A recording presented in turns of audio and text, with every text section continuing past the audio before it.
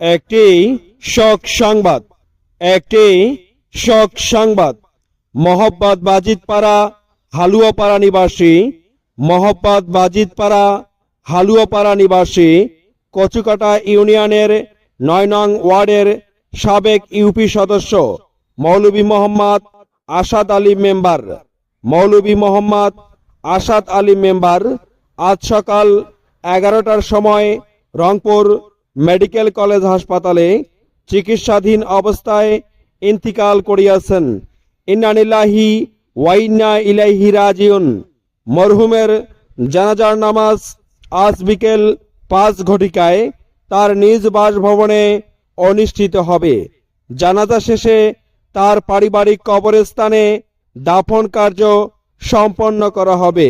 মরহুমের জানাজার নামাজ ও দাফন কার্যে মরহুমের সকল আত্মীয় স্বজন, বন্ধু বান্ধব ও শুভাকাঙ্ক্ষীদের শরিক হওয়ার জন্য বিশেষভাবে জানানো যাচ্ছে।